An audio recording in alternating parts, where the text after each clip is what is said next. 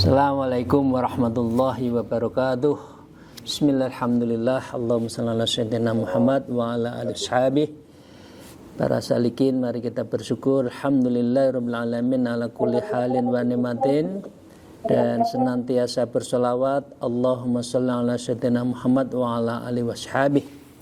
Kita meneruskan kitab Maraqil Ubudiyah dari Bidayatul Bidayah Imam Ghazali yang disarai oleh Syekh Nawawi Al-Bantani, dan kita bicara tentang hakikat sholat.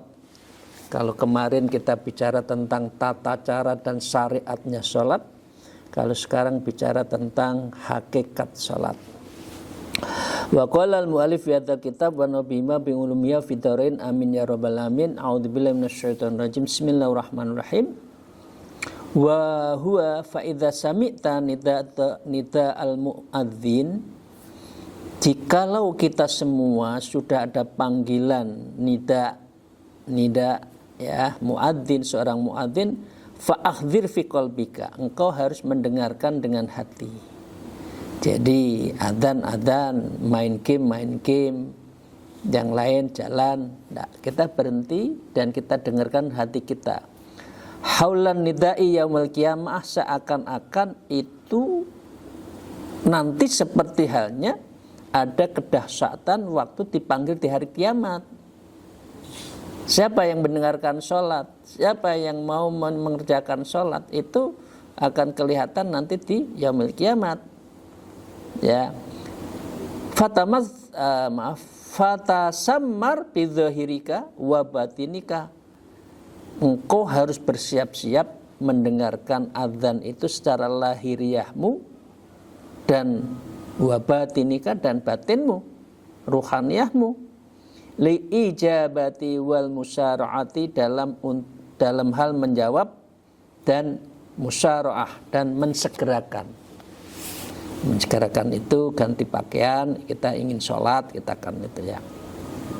Fa innal musari'in, karena sesungguhnya orang yang menyegerakan ila hadhin nida, dalam panggilan ini, humul ladzi yunadu bil lutfi yaumil adil akbar, maka engkau juga akan segera hadir ketika dibentangkan amalmu nanti di yaumil akhir. Jadi orang itu kalau nanti dihisab kok segera menerima dengan tangan kanan, itu bertanda baik.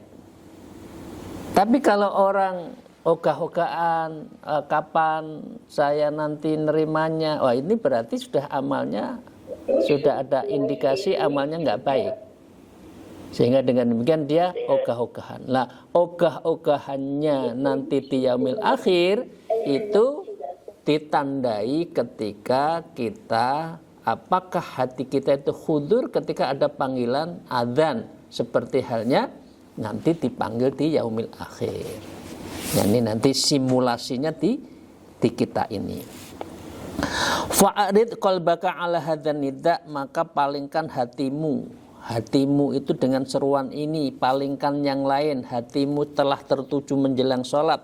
Fa in wajadtahu mamlu'an bil istibsyarah, ya, maskhunan birrohbah.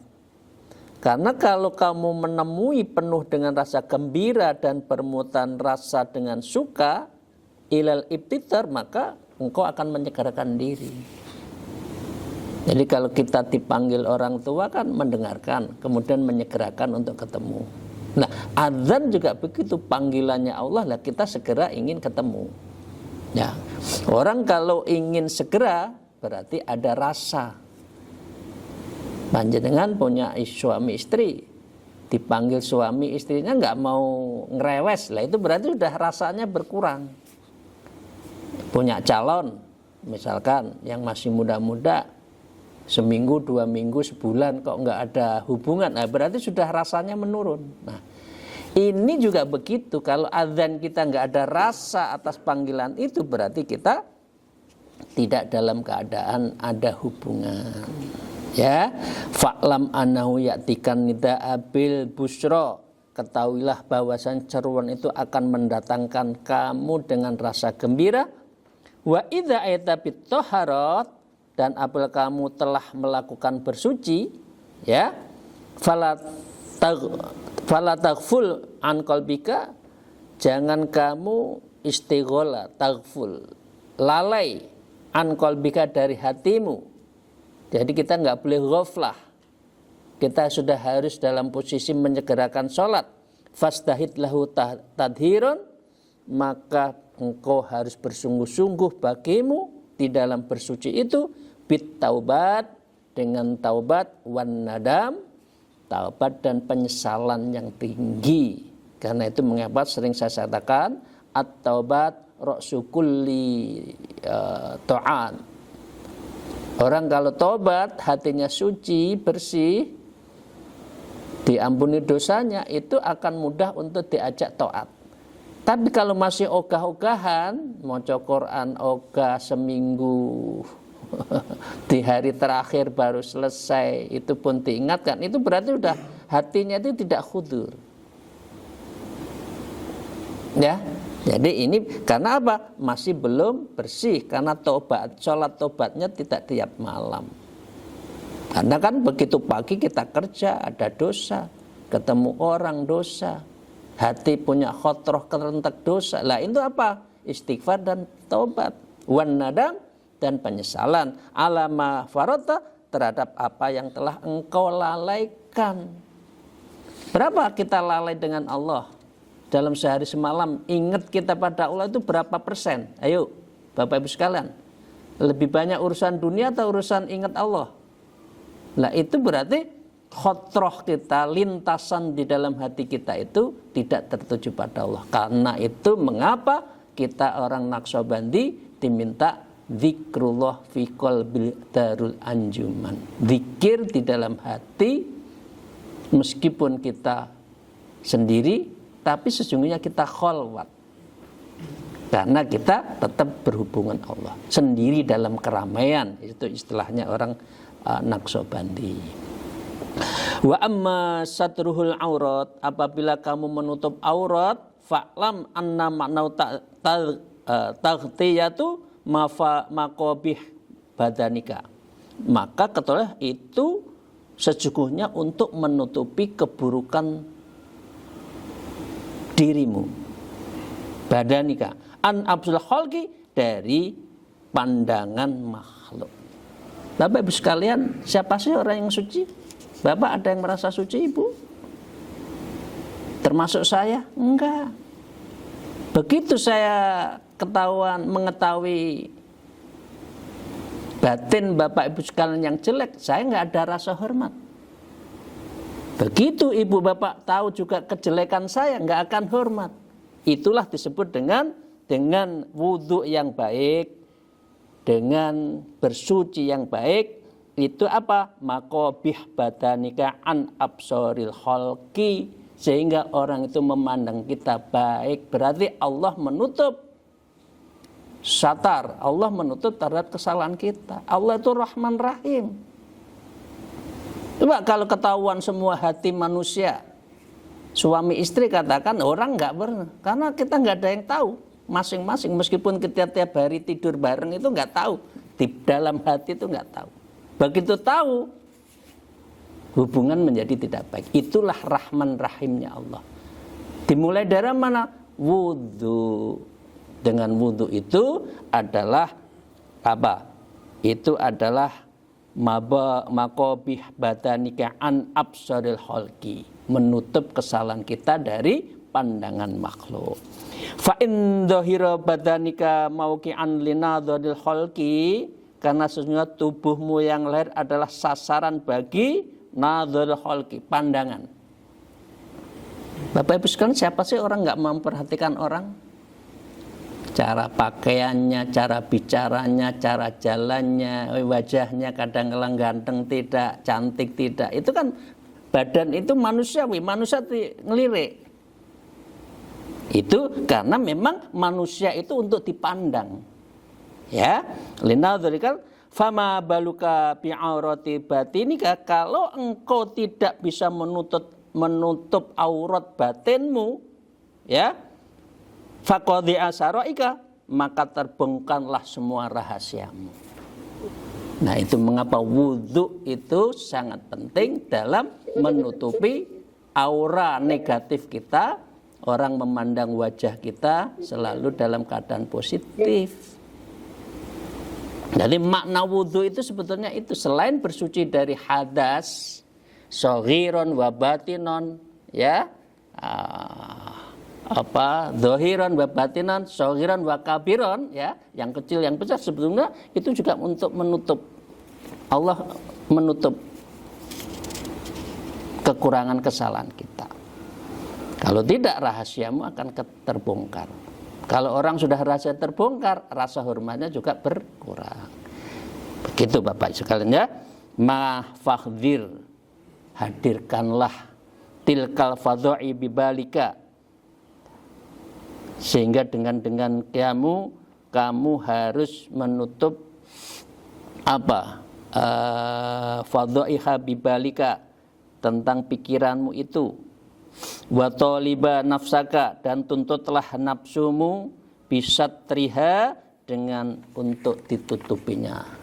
Jadi dengan demikian itu kan bagian dari apa ya, kita doa agar kita itu ditutup rahasia kesalahan kita kan, ya itu kan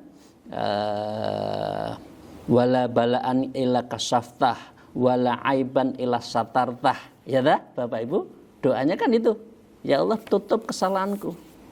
Begitu kesalahan orang tahu, oh ada orang nggak ada hormat. Dan di manusia itu nggak ada orang yang sempurna, pasti orang tidak menghargai orang lain. Semua yang terjadi akan saling melecehkan. Inilah kasih sayang Allah, mengapa kita saling menyayangi, karena kesalahan kita ditutupi oleh Allah. Dengan apa? Dengan wudhu, menjaga kesucian. Bapak Ibu sekalian yang saya hormati, mari kita lanjutkan. Wala yukaffiruha illan nadam, dan tidaklah Anda dapat menutupinya kecuali menyesal. Wal haya, dan engkau punya rasa malu. Wal khauf, dan engkau merasa takut kalau Allah tidak menyayangi kita. Kalau Allah tidak menyayangi kita itu sudah dibarbah. Orang Jawa nyebut bahbahno, orang Surabaya ya. Nah, kalau orang Jember jarno wae. Kalau Tulungagung tokno wae. Nah, itu istilah daerah ya. Bahbahno, jarno, tokno wae. Nah, kalau Allah sudah nggak suka, itu manusia dibiarkan kok, mau blakrak, mau sakit, mau mau ke daerah maksiat silahkan. Tapi kalau Allah sudah masih menyayang, diingatkan. Nah, itu yang kita harus takut, kalau Allah tidak memandang kita. Oke ya, ini sudah wudhu, substansi wudhu di situ, menutup aurat wudhu. Sekarang kita mulai tentang sholatnya. Wajhika an sa'iril jihati, wajhika, dan hendaklah engkau menghadapkan ansairil jihati, terhadap kiblat itu, untuk memalingkan jihati ila jihati baitillah. Maka engkau sesungguhnya sedang menghadap kepada Allah. Batin kita kalau sudah menghadap kiblat itu, seluruh diri kita itu sudah menghadap Allah. Falyakun, maka engkau hendaklah wajhu qalbika, menjadikan arah hatimu, batinmu itu ma'awajhi badanika, yang sama dengan badanmu. Jadi menghadap kiblat itu berarti antara hati dan batin ketemu menuju Baitullah, menuju Allah. Fa'lam, maka engkau harus tahu, annahu kama yatawajjahul wajhu, bahwasanya sebagian wajah tidak akan menghadap ila jihadil bait kecuali menghadap Allah, illa bi israfi an ghairiha, kecuali dengan berpaling dari arah selainnya. Tinggalkan darul bai', tinggalkan jual beli, tinggalkan pekerjaan, ya. Deleh nose, hati dihadirkan dan kita menghadap Allah dan hanya kepada an ghairiha. Ilal bait an ghairiha, hanya kepada Baitullah, selain itu tidak.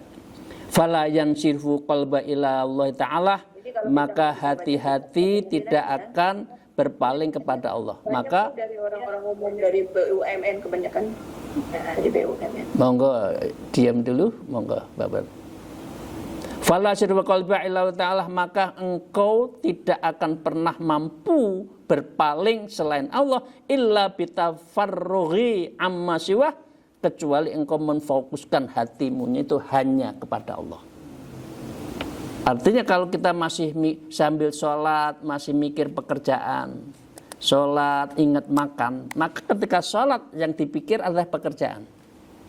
Yang dipikir adalah habis sholat ini saya mau makan apa. Nah, jadi hatinya karena nggak khudur. Ya, maka dengan demikian maka menghadap kiblat itu secara batin dan badan itu adalah awal kita mau sholat. Amma i'tidal, ketika engkau i'tidal berdiri, qaiman berdiri, fawa musawwil bisyahsi wal qalbi baina yadallah azza wa jalla. Engkau sesungguhnya sedang berdiri di hadapan Allah, antara diri kita dengan Allah Ta'ala. Itu sudah berhadapan-hadapan. Ya, maka dengan demikian fal yakun ra'suka mutrifan, maka hendaknya menjadikan kepalamu menunduk ke bawah. Jadi ketika takbiratul ikram, begitu menghadap Allah berdiri, maka wajah kita sudah menghadap kepada persujudan. Disitulah manusia serendah-rendahnya karena sujud di atas tanah. Jadi nggak ada lagi kesombongan. Kalau sudah seperti menghadap Allah, tidak ada kesombongan. Ini substansi ketika sudah mau sholat, sudah i'tidal, mau sholat itu, hatinya sudah khudur. Tanbihan ala ilzamal qalbi tawadhu, maka sebagai peringatan dirimu harus menetapkan hati kita itu tawadhu. Masa di hadapan Allah kita berangasan, ya? Ini yang muda-muda, ini sholat jangan pakai celana pendek di bawah lutut, bajunya tidak ada baju, hanya pakai kaos untuk tidur, untuk main. Sholat ini gimana sih? Ini mau menghadap Allah ya. Gloma gelamin tidak karu-karuan, pakai baju koko, sarungan, melipis gitu ya. Karena kita sedang tawadhu. Watadzullu watapriya, kita merasa hina, ya, dan dia akan membebaskan diri anis tarausi watakabur, kita menghilangkan besar kepala dan sombong. Tawadhu tadzarru itu adalah menghilangkan rasa kesombongan dan keras kepala kita. Nah, ini caranya hatinya khudur. Fal yakun, maka hendaklah ala dzikra hauna, yang menjadi pengingat bagimu itu semua ketika berdiri mau sholat itu, khotorul qiyamu baina yadillahi ta'ala, engkau harus takut ini berdiri di hadapan Allah. Jangan sholat masih lari-lari ke sana kemari, hatinya tidak khusyuk, tidak khudur, padahal kita sedang menghadap pada Allah.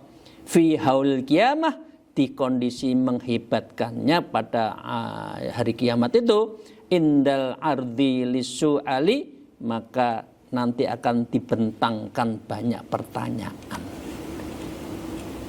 Loh Bapak Ibu sekalian, ditanya munkar nakir aja takutnya bukan main.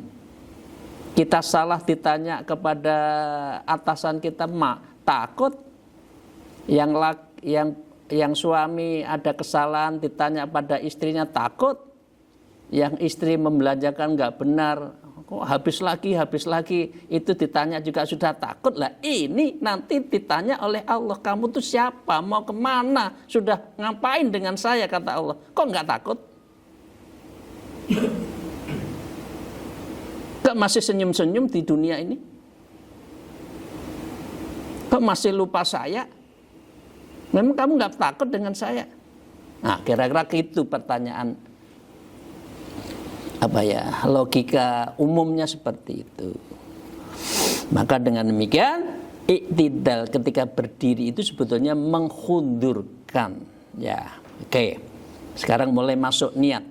Wa amma niat, sedangkan niat fa'zim ala ijabatillah ta'ala fimtithali amrihi bis salat. Setelah niat itu maka bertekadlah kamu memenuhi perintah Allah dalam memenuhi perintahnya, yaitu dengan urusan sholat. Ketika sholat kamu diperintah apa? Kita diperintah apa? Sholat.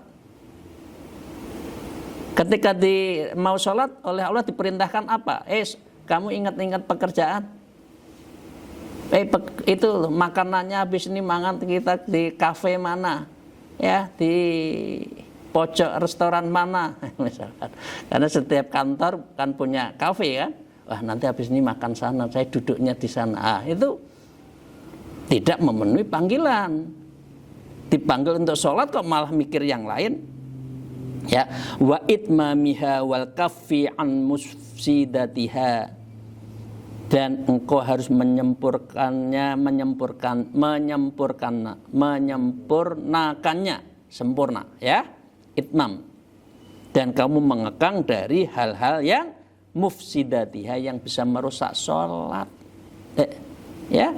Wa ikhlas, dan engkau harus ikhlas jami'i dzalika liwajillah, engkau harus ikhlas karena kamu sedang berjumpa liwajillah, dengan zat Allah. Itu rojaan li thawabihi, karena engkau berharap memperoleh sawabihi, fadilah dan pahalanya, wa khaufan fi iqabihi, dan engkau takut atas ancaman Allah, wa talaban lil qurbihi minhu, dan engkau sedang mencari untuk mendekatkan diri pada Allah. Bapak Ibu sekalian, kalau kita minta sesuatu kepada orang tua kita, kepada waktu kita muda, kita jauh atau dekat dengan Allah? Ayo. Dekat. Gimana? Enggak dekat dengan orang, tahu-tahu minta sepeda motor, mau keluyuran, enggak akan dikasih. Tapi kalau dekat, kamu ngapain? Dikasih. Kalau kita sholat dekat, doa kita diterima. Jadi kalau kita berdoa kok belum diterima, ya jangan salahkan Allah. Loh, kamu mintanya enggak serius kok. Katanya kamu mencintai saya, lah kamu melengos dengan saya kok. Begitu juga menyangkut kehidupan yang lain. Jadi kurbah, pendekatan itu penting. Jare wong Jawa, tresno jalaran teko kulino. Ya, mencinta itu karena kebiasaan. Kalau biasa kita mencintai Allah, ya Allah mencintai kita. Awal dewe, kalau kita itu jauh dengan Allah, gimana Allah akan mendekati kita? Jadi kita yang harus mendekat. Oke. Sudah itu menyangkut niat. Wa amma takbir. Sekarang takbir. Fa idza nataqa bilihi lisanuka, kalau engkau sudah lisanmu menyebutkan Allahu Akbar, enggak ada yang lain yang lebih besar. Tidak ada lain yang kita tuju. Ilahi anta maksudi wadituka madlub, itu di sini. Enggak ada lain kecuali Allah. Fayam bagi Allah yukadzibahu qalbuka. Maka sepatutnya kamu jangan mendustakan hatimu. Nyebut nama Allah tapi takutnya sama menungso. Nyebut nama Allah jaluke deple nenek menungso. Kalau dengan atasannya takutnya bukan main, ya. Itulah. Tapi kalau ngelerwakno sholat kok biasa ya, gitu loh. Ya. Fa in kana fi qalbika syai'un akbaru minallah, jika hatimu masih sesuatu lebih besar dari Allah karena kamu masih takabur, fallah yashhadu annaka kadzib, maka Allah mengatakan kamu bohong, katanya menghadap saya tapi hatimu menghadap kepada manusia. Allah tahu, bohong kamu, kadzib kamu.